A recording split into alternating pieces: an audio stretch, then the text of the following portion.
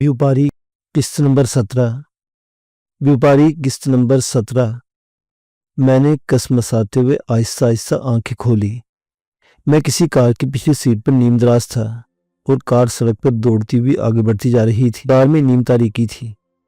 मैं चंद लम्हे शऊर व लाशऊर की कैफियत में मुब्तला रहा। फिर जैसे ही मुझे ख्याल आया कि मैं दौड़ते हुए एक कार से टकराकर बेहोश हो गया था। इसके बाद मेरे साथ क्या हुआ मुझे कुछ इल्म नहीं था, लेकिन ये खौफ मेरे वजूद में सरायत कर गया कि कहीं मैं ताक़ुब करने वाले लोगों के हत्थे तो नहीं चढ़ गया। ये सोच आते ही मैं जल्दी से उठ बैठा। मैंने देखा ड्राइविंग सीट पर एक लड़की विराजमान थी। वो जीन्स की पतलून और लेदर की जैकेट में मलबूस थी। इसके सुनहरी बाल इसके कंधों पर बिखरे हुए थे। शायद इससे मुझे बैक मिरर में देख लिया था, इसलिए वो बोली, हाय तुम कैसे हो। पहले तो मैं गड़बड़ाया, फिर मैंने जवाबन कहा, मैं ठीक हूँ, लेकिन तुम। मेरा नाम मार्लिन है। इसने मेरी बात काटी। तुम मेरी कार से टकराए थे। थैंक गॉड कि तुम्हें चोट नहीं लगी। तुम सिर्फ बेहोश हो गए थे। अब मैं तुम्हें अस्पताल लेकर जा रही हूँ। अस्पताल? मुझे चोट तो नहीं लगी थी, इसलिए मैं अस्पताल नहीं जाना चाहता था। मुझे अस्पताल जाने की ज़रूरत नहीं थी। मैं होश में आ गया हूँ। मेरी बात वो समझ गई। सर हिलाते हुए बोली, ठीक है, मैं तुम्हें अस्पताल नहीं ले जाती। वो कौन लोग थे जो तुम्हारे पीछे लगे हुए थे? पुलिस सायरन सुनते ही वो दमदमा कर भाग गए। क्या वो तुम्हें अगवा करना चाहते थे? झूठ बोलने का कोई फ़ायदा नहीं था, इसलिए मैंने इतराफ़ी लहजे में कहा, हाँ वो मुझे अगवा करना चाहते थे। क्यों? वो जानना चाहती थी, शायद इसलिए मुस्तफसर हुई। इसके लहजे में हैरत भी थी। क्या तुमने इनका कोई नुकसान किया है? वैसे कौन थे वो लोग और तुम कौन हो? वो नॉन स्टॉप बोले जा रही थी। शक्ल सूरत से तो तुम एशिया लगते हो। मैंने तवील सांस अपने अंदरों ले ली। तुमने एक साथ इतने सवाल कर दिए हैं कि समझ नहीं आ रहा कि पहले किस सवाल का जवाब दूं। मैंने बैक मिरर में देखा। वो मेरी बात सुनकर मुस्कुराई। सही कह रहे हो, चलो तुम एक सवाल का जवाब दे दो। मेरा नाम बिलाल है और जो लोग मुझे अगवा करना चाहते हैं मैं इनके बारे में नहीं जानता। मैंने साफ गोई का मुजाहरा किया। क्या मतलब? वो हैरान हुई। बगैर वजह के तो कोई किसी को अगवा नहीं करता। बहरहाल शुक्र है कि मैं वहां से गुजर रही थी और तुम्हें बचाने में कामयाब हो गई, वरना सुना है कि अगवाकार बहुत जालिम और सफाक होते हैं। नौजवानों और बच्चों को अगवा करके इनके घर वालों से तावान वसूल करते हैं। तुम्हारा घर कहाँ है? मैं तुम्हें वहीं ड्रॉप कर देती हूँ। मैंने सोचा कि मुझे तो वाइट स्ट्रीट जाना है, इसलिए मैंने वहीं जाने का सोचकर कहा, तुम मुझे वाइट स्ट्रीट के करीब ड्रॉप कर दो। क्या तुम्हारा घर वहीं है? नहीं, वहाँ मेरा दोस्त रहता है और मैं इसी से मिलने जा रहा हूँ। मैंने जवाब दिया तो इसने इस बात में सर हिलाते हुए अगले चौक से कार दाईं तरफ मोड़ दी। वो खामोश हुई तो मैंने दिल में अल्लाह का शुक्र अदा किया। मैं तो समझता था कि पाकिस्तानी ख़वातीन बहुत ज़्यादा बोलती हैं, मगर आज पता चला था कि मगरबी लड़कियां भी कम नहीं। अचानक मेरे ज़हन में एक बात आई तो मैंने पूछा, मिस मार्लिन, क्या पुलिस ने इन लोगों को पकड़ लिया जो मुझे अगवा करना चाहते थे? मार्लिन ने कंधे झुकाए। मालूम नहीं, लेकिन मैंने इन दोनों को भागते जरूर देखा था। कुछ देर के बाद इसने मुझे वाइट स्ट्रीट के करीब ड्रॉप कर दिया और जाने से पहले इसने मुझे अपना कार्ड दिया जिस पर इसका सेल नंबर और घर का एड्रेस दर्ज था। साथ ही ये कहते हुए चली गई कि अगर तुम मुझसे दोस्ती कर लो तो मुझे बहुत खुशी होगी। मैंने कार्ड पतलून की जेब में ये सोच कर रख लिया कि शायद कभी इसकी ज़रूरत पड़ ही जाए, लेकिन मुझे इससे दोस्ती करने में कोई दिलचस्पी ना थी। मैं वहाँ से चलता वाइट स्ट्रीट की तरफ बढ़ गया। रात के वक्त वहाँ खासी चहल पहल थी। कई जोड़े वॉक कर रहे थे। चंद लड़कियाँ भी दिखाई दी जो अकेली थी। मैंने कुर्बो जवार का जायजा लिया। एक साइड पर फुटपाथ के करीब बहुत बड़ा बोर्ड दिखाई दे रहा था जिस पर वाइट स्ट्रीट नुमाया रूप में लिखा हुआ था। रूफ के नीचे रहनुमाई के लिए तीर का निशान भी बना हुआ था। मैं वाइट स्ट्रीट में दाखिल हो गया। मुझसे गलती हो गई थी। मैं डॉक्टर रिचर्ड की रहायशगाह का नंबर डॉक्टर एंडरसन से पूछना भूल गया था। बाहर कैफ। मैं दरवाज़ों के साथ लगी नेम प्लेटों पर नाम पढ़ता हुआ जा रहा था। इसका यही हल था। 8-10 घरों की नेम प्लेट देखने के बावजूद मुझे डॉक्टर रिचर्ड के नाम की नेम प्लेट दिखाई न दी। मैंने सोचा ख्वार होने से बेहतर है मुझे किसी से डॉक्टर रिचर्ड की रिहायशगाह के बारे में मालूम कर लेना चाहिए। मैं अपनी सोच पर अमल दरामद करना ही चाहता था कि एकाएक एक कार इंतहाई तेज़ रफ्तारी से वहाँ से गुजरती चली गई। मेरे चौंकने की वजह विक्की और वो कार थी। ये वही कार थी जिसे मैंने डॉक्टर एडिसन की रिहायशगाह वाली गली में जाते हुए देखा था। विक्की कार की ड्राइविंग सीट पर बैठा हुआ था जबकि साइड सीट पर एक लड़की विराजमान थी। कार इतनी तेज़ी से वहाँ से गुजरी थी कि मैं लड़की की शक्ल नहीं देख सका था। दफतर मेरे दिमाग में ये ख्याल आया कि शायद वो डॉक्टर रिचर्ड की बेटी बेला है। डॉक्टर एंडरसन ने बताया था कि डॉक्टर रिचर्ड की एक बेटी है। ज़रूरी नहीं कि वो डॉक्टर रिचर्ड की बेटी ही हो, वो कोई और भी हो सकती थी। कार काफ़ी दूर तक चली गई। मैं कार के पीछे नहीं जा सकता था क्योंकि मेरे पास कोई सवारी नहीं थी। वो मेन रोड पर पहुंचकर नजरों से ओझल हो गई। चूंकि मैं तारीख गोशे में खड़ा था इसलिए इसकी नज़र मुझ पर नहीं पड़ी, वरना वो कार जरूर रोक देता। अलबत्ता इसकी यहाँ मौजूदगी से डॉक्टर एंडरसन के शक को तकवीत मिल गई थी और मेरा शक भी पुख्ता हो गया था कि इसके डॉक्टर रिचर्ड से तल्लुकात हैं। अब मसला ये था कि मैं डॉक्टर रिचर्ड से विक्की के ठिकाने के बारे में मालूम कैसे करूं। मैं इसके सामने चला गया तो मेरी शक्ल देखकर विक्की को बता देगा। ये भी मुमकिन था कि इसके घर के मुख्तलिफ जगहों पर कैमरे नस्ब हों और मेरी वीडियो बन जाए। फिर तो विक्की भी कन्फर्म हो जाएगा कि मैं ही विजदान अहमद हूँ और मेरे चेहरे की प्लास्टिक सर्जरी हो गई है। उलझन थी कि कम होने के बजाय बढ़ती जा रही थी। सोचते सोचते दफातन मेरे दिमाग में एक आइडिया आया। वो आइडिया कदरे ख़तरनाक था लेकिन काबिल अमल था। पकड़े जाने का चांस 50% था, लेकिन मैंने इस पर अमल करने का कतई फैसला कर लिया। मैं गलियाँ घूमने लगा। एक गली में जनरल स्टोर दिखाई दिया तो मैं जनरल स्टोर पर आ गया। जनरल स्टोर खासा बड़ा था और वहाँ ज़रूरत की हर चीज़ मौजूद थी। एक बड़े से काउंटर के पीछे एक उधेड़ उम्र आदमी आंखों पर नज़र का चश्मा चढ़ाए हिसाब किताब में मसरूफ था। मेरी आहट सुनकर इसने चौंक कर सर उठाया और इस्तेफा में नज़रों से मुझे देखा। हाय, मैंने चेहरे पर मसनूई मुस्कुराहट सजाकर कहा। जवाबन इसने सर को जुम्बश दी। एक्चुअली मुझे डॉक्टर रिचर्ड के घर जाना है। समझ नहीं आ रहा था कि क्या बात करूं। जो मुंह में आया कह दिया।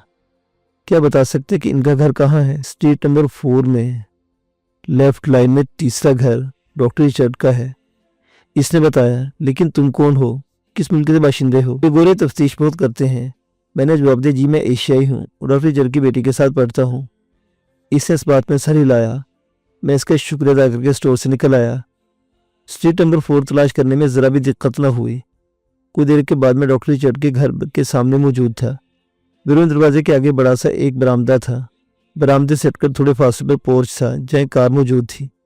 दरवाजे पर डॉक्टर रिचर्ड के नाम की नेम प्लेट मौजूद थी। इसके नाम के नीचे इसकी डिग्री अस्पताल का नाम लिखा हुआ था।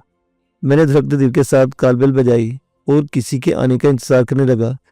करीबन 2 मिनट के बाद दरवाज़ा खुला और एक लड़की बरामद हुई। इसने घुटनों तक लिबास पहना हुआ था और सर के बाहर सलीके से बांधे हुए थे। इसने पहले मेरा गौर से जायजा लिया, फिर शाइस्ता लहजे मुस्तफसर हुई। फरमाइए, किससे मिलना है आपको? इसे देखकर पहले मुझे ये गुमान हुआ कि कहीं वो बेला ना हो जिससे मिलने मैं यहाँ आया था।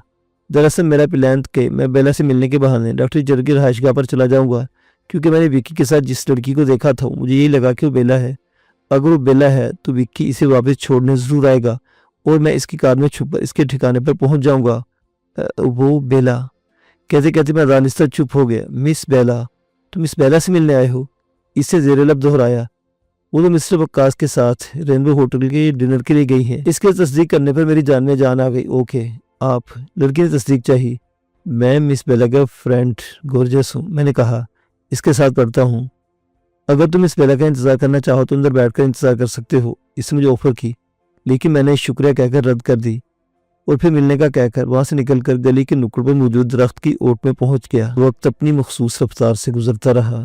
सर्दी भी रूज पर थी, यहाँ तक कि हल्की बर्फबारी भी हो रही थी। मैंने जैकेट पहनी हुई थी लेकिन सर्दी नाकाबिले बर्दाश्त थी। मुझे यख बस्ता माहौल में खड़े 2 घंटे गुजर गए। तभी गली के नुक्कड़ से बरामद होने वाली कार की हेडलाइट्स की रोशनी गली में पड़ी तो हर जगह वाज़ेह दिखाई देने लगी। चूँकि दरख्त गली के किनारों से फासले पर मौजूद थे इसलिए रोशनी दरख्तों पर नहीं पड़ रही थी। मेरे दिल की धड़कन गैर मामूली तौर पर तेज़ हो गई। वो कार डॉक्टर रिचर्ड की रहायशगाह के सामने पहुंचकर रुक गई। मैंने गौर से कार में बैठे नफूस को देखा। ड्राइविंग सीट पर विक्की पराजमान था जबकि साइड सीट पर एक लड़की बैठी हुई थी। ये वही लड़की थी जिसे मैंने 2 घंटे कबल विक्की के साथ जाते देखा था। वो यकीनन बेला थी। वो दोनों आपस में गुफ्तगू कर रहे थे। विक्की कोई बात कर रहा था और जवाब में बेला मुस्कुराने पर इक्तफा कर रही थी। मुझे परेशानी होने लगी कि कहीं विक्की बेला को यहीं ड्रॉप करके चलता ना बने। ऐसी सूरत में मैं इसके ठिकाने तक कैसे पहुंच सकूंगा? हालांकि मेरा इरादा था कि मैं इसकी कार में छुपकर इसके ठिकाने पर पहुंचूंगा। मेरी नज़रें इन दोनों पर जमी हुई थी लेकिन दिमाग में झक्कर चल रहे थे। कुछ समझ नहीं आ रहा था कि मैं क्या करूं और कैसे विक्की की कार में छुपूं। चलमों के बाद बेला कार से निकली। इसने हाथ के इशारे से विक्की को बाय कहा और मुड़कर अपने घर के दरवाजे की तरफ बढ़ गई कि उसे वक्त तक देखता रहा जब तक बेला घर के अंदर न चली गई। इसके जाते ही विक्की तेजी से कार आगे बढ़ा ले गया और मैं हाथ मलता रह गया। यहाँ 2 घंटे गुजारने फजूल गए थे। वो खुद को कोसता हुआ दरख्त की ओट से बाहर निकल आया। इस दौरान विक्की की कार नजर से ओझल हो गई थी। मैं वापस जाने के इरादे से मुड़ा ही था कि दफतन मुझे डॉक्टरी चेट के घर का दरवाज़ा खुलने की आवाज़ सुनाई दी। मैंने बेख्तियार चौंक कर दरवाजे की तरफ देखा। बेला तेज से चलती हुई आ रही थी। वो क्यों आ रही थी, ये बात मेरी समझ से बाहर थी। मैं जल्दी से दोबारा दरख्त की ओट में हो गया। एन इसी लम्हे वो लड़की भी बेला के पीछे आ गई, जो शायद मुलाजमा थी। बेला, क्या हुआ? इतनी सर्दी में बाहर क्यों आ गई हो? पीछे आती लड़की ने बेला से इस्तफसार किया। मेरा बैग मिस्टर वकास की कार में रह गया है, बेला ने जवाब दिया। ओ, इसे तो फ़ोन कर लो। मेरा सेल फोन बैग में है। अब की बार बेला के लहजे में परेशानी थी। मेरे फ़ोन से कॉल कर लो। हाँ, ये ठीक है। बेला ने इस बात में सर हिलाते हुए कहा, अपना फ़ोन दो, मैं ले आती हूँ। लड़की अंदर गई और 2 मिनट के बाद एक सेल फोन लेकर आ गई। बेला विक्की का नंबर पंच करने लगी, फिर इसने फ़ोन दाएं कान से लगा लिया। राब्ता होते हुए बोली, हेलो मिस्टर वक्कास, मैं बेला रिचर्ड। डिस्टर्ब करने पर मुआवजा चाहती हूँ। दरअसल मेरा बैग तुम्हारी कार में रह गया है। अगर तुम नज़दीक हो तो प्लीज़ मुझे मेरा बैग पहुँचा दो। Okay, thanks. एक एड्रेस के चेहरे पर मुस्कुराहट रेंग गई। इसने सेल फोन लड़की की तरफ बढ़ा दिया। थैंक्स टीना। इस लड़की का नाम टीना था। कि मिस्टर विक्की आ रहे हैं? टीना ने सेल फोन अपनी पतलून की जेब में रखते पूछा। हाँ, बेला जवाबन बोली। चलो अंदर, सर्दी बहुत ज़्यादा है। वो दोनों अंदर चली गई। इन लड़कियों के जाते ही मैं विक्की का इंतज़ार करने लगा। दिल में एक मुहिम सी उम्मीद पैदा हो गई थी। 10 मिनट ही गुजरे थे कि विक्की आ गया। बेला का पर्स उठाए वो इसके घर की तरफ बढ़ा तो मैंने शुक्र अदा किया। जब वो बेला के घर के दरवाजे पर पहुंच गया तो मैं झुकी झुके दरख्त की ओर से निकलकर कार की तरफ बढ़ा। अगले चंद लम्हों में मैं कार की पिछली सीट में दुबक चुका था। मेरा दिल जोर जोर से धड़क रहा था। खतरा था कि कहीं मैं विक्की की नज़रों में ना आ जाऊं। मैं नहीं चाहता था कि वो बदबख्त इंसान मेरा नया चेहरा देखे। 10 मिनट गुजरे थे कि विक्की आ गया और कार आगे बढ़ गई। मैं दम सादे दुबका रहा। कार में अंधेरा और गहरी खामोशी तारी थी। कुछ देर गुजरी थी कि विक्की के सेलफोन की मुतरन्नम घंटी बज उठी। चंद लम्हों के बाद विक्की की बड़बड़ाहट मेरी समाज से टकराई। सुल्तान महमूद, यकीनन वो विजदान के बारे में पूछना चाहता होगा। फिर इसने कॉल पिक करके कहा, जी सुल्तान साहिब। दूसरी तरफ से सुनने के बाद वो जवाबन बोला, नहीं सुल्तान साहिब, अभी तक विजदान का पता नहीं चला। वो खामोश होकर दूसरी तरफ से सुनने लगा, फिर बोला, मैं अपनी पूरी कोशिश कर रहा हूँ। उस डॉक्टर से भी मिल चुका हूँ जिस पर शक था। मैंने इसे विजदान अहमद की तस्वीर भी दिखाई थी, लेकिन उसने बताया कि इसने विजदान के चेहरे की प्लास्टिक सर्जरी नहीं की और ना ही इसने पहले कभी इसे देखा है। वो लम्हा भर को रुका। जी, मैंने डॉक्टर मिशाल को अगवा कर लिया है, आप बेफिक्र रहें। मैं इसकी ज़ुबान खुलवाने की पूरी कोशिश कर रहा हूँ। एक बार वो ज़ुबान खोल दे, फिर मैं विजदान अहमद को पकड़कर आपके पास ले आऊँगा। बेफिक्र रहें। जी, ठीक है, ओके। इसके साथ ही इसने राब्ता मुनक़ते कर दिया था। अलबत्ता सेलफोन के हल्के की टिक टिक की आवाज़ गूंज रही थी। शायद वो किसी को कॉल मिला रहा था। चंद लम्हों के बाद वो अंग्रेजी में बोला, हेलो सैडी, क्या रहा? कि डॉक्टर ने कुछ उगला। दूसरी तरफ से सुनने के बाद वो दोबारा बोला, ओके। इस पर उस वक्त तक तशद्दुद करती रहो जब तक वो ज़ुबान ना खोले। मैं भी आ रहा हूँ, कोशिश करो कि मेरे आने तक वो ज़ुबान खोल दे। फिर मुझे सेलफोन डैशबोर्ड पर फेंकने की आवाज़ सुनाई दी। बहुत ही ढीठ किस्म की लड़की है। वो यकीनन डॉक्टर मिशाल को कोस रहा था। गुस्से की एक शदीद लहर मेरे वजूद में सरायत कर गई। मेरे बारे में उगलवाने के लिए विक्की क्रिस्टियानी नामी साथी डॉक्टर मिशाल पर तशद्दुद कर रही थी। मैं दिल चाहा कि इसी वक्त विक्की की गर्दन दबोच कर इसे दूसरी दुनिया के सफ़र पर रवाना कर दूं, लेकिन चाहने के बावजूद मैं अपने इरादे को पाया तकमील तक न पहुंचा सका, क्योंकि मेरा असल मकसद डॉक्टर मिशाल की बाजियाबी थी। डॉक्टर मिशाल की बाजियाबी के बाद ही मैं विक्की से निपट सकता था। कुछ ही देर के बाद कार रुक गई और हॉर्न बजने की आवाज़ सुनाई दी। मैं समझ गया कि विक्की वहाँ पहुंच गया है जहां डॉक्टर मिशाल को कैद रखा गया था। चंद लम्हों के बाद कार आगे बढ़ी और चंद सेकंड रिंगने के बाद रुक गई। विक्की उतरकर चला गया और मैं बदस्तूर दुबका रहा। जब मुझे इत्मीनान हो गया कि बाहर खामोशी है और कोई जीरो मौजूद नहीं, तो मैं उठा और कार से निकलने से पहले मैंने शीशे से बाहर का गायराना जायजा लिया। कोच में एक नाइट बल्ब जल रहा था, बाकी हिस्सों में अंधेरा था। फिर मैं इंतहाई एहतियात से दरवाज़ा खोलकर नीचे उतरा और दरवाज़ा बंद करने के बाद झुके झुके अंदाज में तारीख गोशी में चला गया। मैंने कुर्बो जवार का जायजा लिया तो मुझे पोर्च में एक पतली सी गली दिखाई दी। कुछ सोचकर मैं पतली गली में आ गया। इस तरफ कमरों की खिड़कियां थी।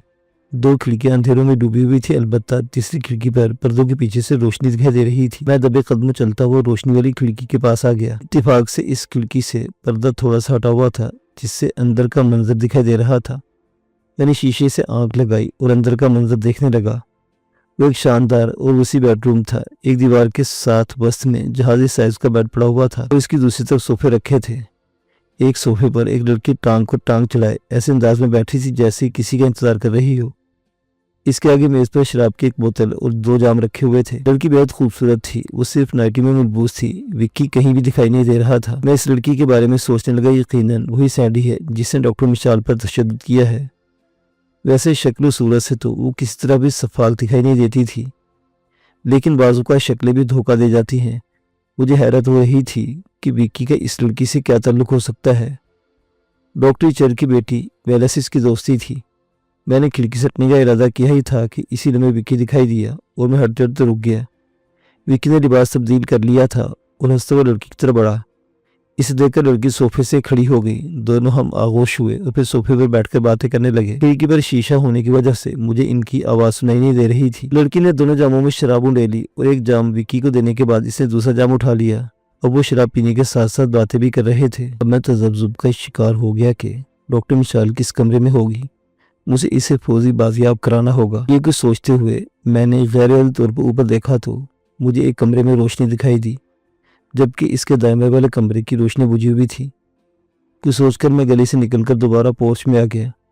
इतनी देर में मुझे अंदाजा हो गया था कि इस कोठी में विक्की इस लड़की सैंडी के अलावा और कोई तीसरा जीरो मौजूद नहीं था। अगर तीसरा शख्स मौजूद होता तो यकीनन अब तक सामने आ चुका होता। बाहर कैफ। मैं मेन दरवाजे की तरफ बढ़ा। दरवाज़ा लॉक नहीं था या विक्की लॉक करना भूल गया था। मुझे इससे कोई सरोकार नहीं था। मेरे लिए अच्छा ही हुआ था कि दरवाज़ा खुला था। मैंने अंदर दाखिल होने से पहले जेब से एक रुमाल निकालकर चेहरे पर बांध दिया। इस तरह मेरा चेहरा छुप गया था, सिर्फ आंखें दिखाई दे रही थी। अगर कोई अचानक मेरे सामने आ भी जाए तो कम अज़ कम मेरी शक्ल न देख सके। मैंने आहिस्ता आहिस्ता दरवाज़ा खोलकर पहले अंदर झांका, फिर धड़कते दिल के साथ अंदर दाखिल हो गया। अब मैं एक हॉल में मौजूद था। दरवाजे के साथ ही दाईं तरफ सीढ़ियाँ थी जो ऊपर वाले पोर्शन तक जा रही थी। अलबत्ता सामने ही 3 कमरों के दरवाजे थे। शायद ये वही कमरे थे जिनकी खिड़कियां गली में खुलती थी। मेरी दाईं तरफ एक कमरा था जिसका दरवाज़ा बंद था। मैं गुमगू की कैफियत में मुबतला चलने में कुछ सोचता रहा। फिर मैं दबे कदमों सीढ़ियाँ चढ़ने लगा। ऊपर वाला पोर्शन बाहर से तो अंधेरे में डूबा हुआ था, लेकिन मुझे एक कमरे में रोशनी दिखाई दी जिसे मैं बाहर से देख चुका था। रोशनी दरवाजे के नीचे से आ रही थी।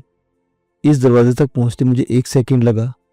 अंदर दाखिल होने से पहले मैंने दरवाजे से कान लगाकर सुनगुन लेने की कोशिश की, लेकिन अंदर गहरी खामोशी छाई हुई थी। बाकी कमरे अंधेरे में डूबे हुए थे, सिर्फ इस कमरे की रोशनी क्यों जल रही थी। यही तो जो तलब बात थी। मैं सोच में मुस्तगरिक था कि दफातन मुझे अपनी समात में किसी की कराह सुनाई दी। कराह इसी कमरे से आई थी जिसके दरवाजे पर मैं मौजूद था। आवाज से मैं पूरे तौर पर पहचान गया था कि वो कराह डॉक्टर मिशाल की थी। मैंने पहले सीनों की तरफ देखा, फिर धड़कते दिल के साथ दरवाजे का हैंडल पकड़कर घुमाया तो दरवाज़ा खुल गया। मैंने थोड़ा सा दरवाज़ा खोलकर अंदर झांका तो अगले लम्हे जैसे किसी ने मेरा दिल मुट्ठी में भींच लिया हो। सामने ही एक कुर्सी पर डॉक्टर मिशाल रस्सी से बंधी हुई थी। इसकी हालत बेहद खस्ता थी। वो शदीद निढाल थी। इसका सर बाईं तरफ ढलका हुआ था और वक्फे वक्फे से इसके मुंह से कराह निकल जाती थी। इसके चेहरे पर भी तशद्दुद के बेपनाह निशानात मौजूद थे। गम और गुस्से की एक शदीद लहर मेरे वजूद में दौड़ती चली गई। मैं तेजी से आगे बढ़कर डॉक्टर मिशाल के सामने जा खड़ा हुआ। डॉक्टर साहिबा मैं आ गया हूँ। मैंने धीमी आवाज़ में डॉक्टर मिशाल को पुकारते हुए कहा, लेकिन मेरी आवाज़ पर इसने न सर उठाया और ना ही किसी किस्म का रद्दमल जाहिर किया। डॉक्टर साहिबा, क्या आप मुझे सुन रही हैं? मैंने एक बार फिर डॉक्टर मिशाल को पुकारा। इस पर डॉक्टर मिशाल ने आहिस्ता आहिस्ता सर उठाकर मुझे देखा। इसके चेहरे पर बेपनाह अज़ियत के तासुरात थे और वजूद में निढालपन था। जान वो मुश्किल ही बोल पाई। इसकी हालत देखकर मुझे अपना दिल कटता महसूस हुआ और मुझे अपना मुजरिम लगा, क्योंकि डॉक्टर मिशाल की ये हालत मेरी वजह से हुई थी। आप फिक्र ना करें, मैं आ गया हूँ, मैंने तसल्ली आमेज लहजे में कहा और रस्सियाँ खोलने की कोशिश करने लगा, लेकिन रस्सियाँ काफ़ी मजबूती के साथ बंधी हुई थी। मेरे पास खंजर या कोई चाकू नहीं था कि मैं रस्सियाँ काट कर डॉक्टर मिशाल को आज़ादी दिलाता। मैंने कमरे की अलमारी भी खोलकर देख ली, लेकिन वहाँ भी कोई ऐसी तेज़धार चीज़ मौजूद नहीं थी। मैंने सोचा कि मुझे नीचे किचन में जाकर छुरी लानी चाहिए। चुनांचे इसी इरादे के तहत मैं कमरे से बाहर निकलकर सीढ़ियों की तरफ बढ़ा। मैं सीढ़ियों के करीब पहुंचा ही था कि दफातन मुझे सीढ़ियों पर कदमों की आहटें सुनाई दी। कोई आहिस्ता आहिस्ता सीने चढ़ रहा था। मैंने झांक कर देखा, लेकिन नीम तारीकी में मुझे वो होला वाज़ेह दिखाई न दिया। अगले लम्हे में मुड़कर बिजली किसी तेजी से साथ वाले कमरे में दाखिल होकर दरवाज़ा बंद कर दिया। सद शुक्र के दरवाज़ा बंद होने की आहट पैदा नहीं हुई। आहटों से पता चल रहा था कि आने वाला एक ही है। आने वाला कौन था? विक्की या इसकी गर्लफ्रेंड सैंडी? मेरा दिल जोर जोर से धड़क रहा था। डॉक्टर मिशाल की हालत का मंजर बार बार मेरी आंखों के सामने घूम रहा था। मैंने गुस्से से होंठ भींचे हुए थे। कदमों की आहटें डॉक्टर मिशाल वाले कमरे के दरवाजे पर पहुंचकर रुक गई। मैंने थोड़ा सा सर बाहर निकाल कर देखा तो डॉक्टर मिशाल के कमरे के दरवाजे पर विक्की खड़ा था। फिर वो दरवाज़ा खोलकर अंदर चला गया तो कुछ लम्हों के बाद मैं भी कमरे से निकलकर उसी कमरे के दरवाजे पर पहुंच गया। विक्की को देखकर हमेशा मुझे अपना खून खोलता महसूस होता था, क्योंकि इसकी वजह से ही डॉक्टर मिशाल तकलीफ में मुब्तला थी। मैंने कस्द कर लिया था कि जब भी मुझे मौका मिला मैं बदबख्त विक्की का ऐसा हाल करूंगा कि खुद कभी पहचान नहीं सकेगा। मैंने देखा विक्की डॉक्टर मिशाल के सामने जा खड़ा हुआ। क्योंकि इसकी तरह मेरी पूछ थी, इसलिए इसके चेहरे के तासुरात में देख पाया, अलबत्ता मुझे यकीन था कि वो डॉक्टर मिशाल को अबतर हालत में देखकर खुश हो रहा होगा। Hello doctor मिशाल। विक्की ने डॉक्टर मिशाल को पुकारा तो इसने आहिस्ता आहिस्ता सर उठाकर इसे देखा। अगले लम्हे वो तमस्खुराना अंदाज में मुस्कुराने लगी। विक्की इसके मुस्कुराने पर तैश में आ गया। अगले लम्हे इसने एक झटके से डॉक्टर मिशाल के सर के बाल मुट्ठी में जकड़ लिए और डॉक्टर मिशाल के हलक से घुटी घुटी चीख निकल गई। कमीनी, शायद तुम्हें अपने चेहरे की खूबसूरती पसंद नहीं है। वो दबे हुए लहजे में घुर्राया। बताओ कहाँ है विजदान? अगर तुमने विजदान के बारे में ना बताया तो मैं तुम्हारा ऐसा हश्र करूंगा कि तुम अपनी शक्ल तक भूल जाओगी। बताओ कहाँ छुपा है विजदान? कहते साथ इसने मुट्ठी में जकड़े बालों को और ज्यादा जोर से दबोचा तो डॉक्टर मिशाल के हलक से कराहें निकल गई। बताओ कहाँ है वो, बताओ। जब डॉक्टर मिशाल ने कुछ जवाब न दिया तो विक्की को तैश आ गया। आलिम तैश में वो चीखा। मेरा गुस्सा सवा नेज़े पर पहुंच चुका था। मेरे पास ऐसा कोई हथियार नहीं था जिससे मैं विक्की के सर पर मारकर इसे बेहोश कर देता। वो मुसलसल चीख कर डॉक्टर मिशाल से मेरे बारे में दरियाफ्त कर रहा था। बताओ ढीठ लड़की, कहाँ है वो? नहीं बताऊंगी, नहीं बताऊंगी, डॉक्टर मिशाल ने भी कराहते हुए कहा। तुम्हारा तो बाप भी बताएगा कमीनी। वो डॉक्टर मिशाल को गाली से नवाजता हुआ चीखा। मैं देखता तुम इस अजियत सहने की तकलीफ कितनी बर्दाश्त करती हो। मैं किसी वजनी चीज की तलाश की गर्ज से इसी कमरे में आ गया जहाँ मैं छुपा हुआ था। अंधेरे में मुझे कुछ भी जवाब दिखाई नहीं दे रहा था। वक्त कम था और मैं जल्द से जल्द विक्की पर काबू पाकर डॉक्टर मिशाल को यहाँ से निकाल ले जाना चाहता था। चंद लम्हों के बाद आंखें अंधेरे में मानूस हुई तो मैं इधर उधर हाथ मारने लगा। मेरी कोशिश कामयाब रही और मेरे हाथ में एक टेबल लैंप लग गया। इत्तेफाक से इसका तार इससे मुंसलिक ना था। मैंने लैंप उठाया और दबे कदमों कमरे से निकलकर दूसरे कमरे के दरवाजे पर पहुंच गया। विक्की बदस्तूर डॉक्टर मिशाल के सर पर सवार था, लेकिन इसके बाल इसकी मुट्ठी में ना थे।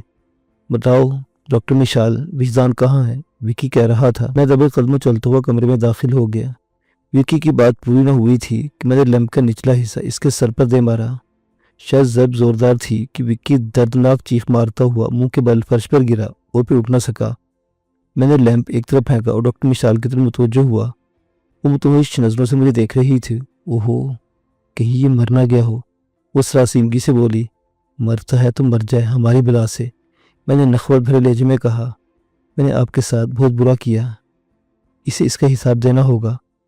मैंने चेहरे से जल्दी से रुमाल हटाया और आगे बढ़कर जल्दी डॉक्टर मिशाल की कलाइयों की गिरद बंधी रस्सी खोलना शुरू कर दी। मुझे बहुत दिक्कत हो रही थी। बादल न खास था। मैंने डॉक्टर मिशाल से कहा, मैं छुरी लेकर आता हूँ। इतना कहकर मैं सीढ़ियों की तरफ बढ़ गया। इंतहाई एहतियात से उतरकर मैं नीचे पहुंचा और किचन तलाश करने लगा। सीढ़ियों के साथ ही किचन था, लेकिन किचन में जाने से पहले मैंने उस कमरे में झांका जिसमें विक्की उसकी गर्लफ्रेंड मौजूद थी। कमरे में हल्की पावर का बल्ब जल रहा था और विक्की की गर्लफ्रेंड बेड पर ख्वाब खरगोश में थी। मैंने पलटकर किचन में गया। किचन में नाइट बल्ब जल रहा था। उसकी रोशनी मुझे छुरी तलाश करने में ज़्यादा दिक्कत न हुई। छुरी कैबिनेट में मिल गई। मैंने छुरी उठाई और किचन से निकलकर ऊपरी पोर्शन की तरफ बढ़ गया। जैसे मैं कमरे में दाखिल हुआ तो बेख्तियार चौंक उठा। विक्की होश में आ रहा था। मैंने छुरी मेज पर रखी और जल्दी से फर्श पर पड़ा लैंप उठाया और फर्श से उठते विक्की के सर पर दे मारा। इसके हलक से कराह निकली और वो सीने के बल फर्श बोस हो गया। इसके बाद उठ ना सका, शायद वो बेहोश हो गया था। मैंने लैंप फर्श पर फेंका और छुरी उठाकर डॉक्टर मिशाल की तरफ बढ़ा। जल्दी जल्दी मगर इंतहाई एहतियात से रस्सियां काट रहा था कि मुबादा इसके बाजू पर खराशी न पड़ जाए। मुझे विक्की की गर्लफ्रेंड की तरफ से भी परेशानी थी कि कहीं वो ऊपर ना जाए। इसके आने से मसाइल पैदा हो सकते थे। कुछ देर के बाद डॉक्टर मिशाल आज़ाद हो गई, लेकिन ये ढाल थी, इससे खड़ा भी न हुआ जा रहा था। आप मेरा बाजू थाम ले, मैंने झिझक तो डॉक्टर मिशाल को पेशकश की। जाहिर है इसके अलावा कोई चाराकार भी नहीं था। इसने मिला तामुल मेरे बाजू पकड़ा तो मेरे बाजू से सहारे उठने की कोशिश की। इसी कोशिश के दौरान वो लड़खड़ाई। इसे गिरने से बचाने की खातिर मैंने थाम लिया। फिर आखिर वो अपनी टांगों के सहारे खड़ी हो गई थी। चलें, मैंने इस्तफसार किया। हाँ चलो, डॉक्टर मिशाल ने पसमुर्दा लहजे में कहा तो मैं इसीलिए कमरे से बाहर आ गया। कमरे से निकलने से पहले मैंने छुरी अपनी पतलून की जेब में रख ली थी, किसी और मौका पर काम आ सकती थी। हम इंतहाई एहतियात से सीढ़ियाँ उतरने लगे। जिगरगू हालत के बदौलत डॉक्टर मिशाल कई बार गिरते गिरते बची, लेकिन मैं इसे फौरन थाम लेता था। बाहर के अब जैसे तैसे करके हम सीढ़ियाँ उतर आए। क्योंकि बैरूनी दरवाज़ा सीढ़ियों के करीब भी था, इसलिए हम बाहर आ गए। बाहर नीम तारीकी फैली हुई थी। अब अहम मसला वहाँ से निकलने का था, क्योंकि मेरे पास तो कार नहीं थी, अलबत्ता पोर्च में विक्की की कार मौजूद थी। डॉक्टर मिशाल भी मेरी परेशानी समझ गई। मैंने इस्तफसार किया कि विक्की की कार ले चले। कार के स्टार्ट होने पर विक्की की गर्लफ्रेंड चौंक सकती है। डॉक्टर मिशाल ने खदशा जाहिर किया। ये भी है। मैंने ताजदी अंदाज में सर हिलाया। फिर पैदल ही चलते हैं। हाँ, ये मुनासिब रहेगा, लेकिन आपकी हालत। मैं ठीक हूँ, डॉक्टर मिशाल ने कता कलामी की। डॉक्टर मिशाल ने खुद को काफी हद तक संभाल लिया था। हम दोनों गेट के करीब पहुंचे थे कि दफतन हमारे अकल में एक निस्वानी गुर्राहट उभरी। रुक जाओ, वो सैंडी की आवाज़ थी। हमारे कदम रुक गए तो हमने जल्दी से रुमाल से अपना चेहरा छुपा लिया। दिल की धड़कन एक बार की बढ़ गई। सैंडी को शायद हमारे बारे में इल्म हो गया था, तभी वो बाहर आ गई थी। सैंडी ने ताकुम आवेज आवाज में कहा, मुड़ जाओ। हम दोनों एक दूसरे की तरफ देखा। डॉक्टर मिशाल भी परेशान हो गई थी, तहाँ मैंने आंखों में से तसल्ली दी। साथ ही मैंने गैर महसूस अंदाज में जेब से छुरी भी निकाल ली। क्या तुम दोनों को सुनाई नहीं दिया? सैंडी ने कहा। मैंने कहा दोनों मुड़ जाओ। हम धीरे धीरे मुड़ गए। सैंडी के हाथ में पिस्तौल था, जिसका रुख हमारी तरफ था। इसके चेहरे पर सफाकी और तंज़ियत तासुरात उभर आए थे। वो इस्तेज़ाई लहजे में बोली, ओह, आखिर तुम्हारा आशिक तुम्हें छुड़ाने आ ही गया। इसके इन अल्फाज पर मैं अंदर ही अंदर तप गया। डॉक्टर मिशाल ने भी किसी किस्म का रद्द-ए-अमल नहीं दिया।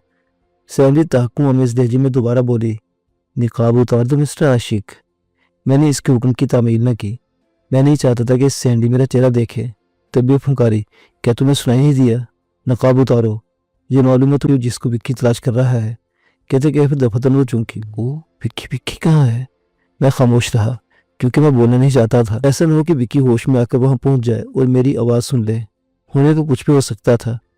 सैंडी चंद कदम आगे बढ़ी और दोबारा फुंकारी, विक्की कहाँ है? जहन्नुम में जाए विक्की। जवाबन डॉक्टर मिशाल ने हिम्मत से मुश्तमिल होकर नखुद भरे लहजे में कहा तो सैंडी चौंकी। वो क्या तुमने विक्की को मार दिया है? ऊपर जाकर देख लो, तुम्हारी तसल्ली हो जाएगी। नहीं, ऐसा नहीं हो सकता। क्यों नहीं हो सकता? डॉक्टर मिशाल ने तलखी से कहा, मेरा बस चलता तो मैं तुम्हें भी जहन्नुम वासिल कर दूं। तुम लोगों ने विक्की को मारा, तुम दोनों भी जिंदा नहीं बचोगे।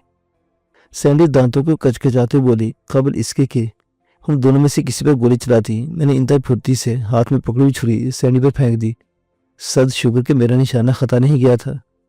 छुरी सैंडी के बाजू पर लगी और इसके हलक से दर्दनाक चीख निकल गई। जिस हाथ में इससे पिस्तौल पकड़ा हुआ तो वो भी एक तरफ झुक गया।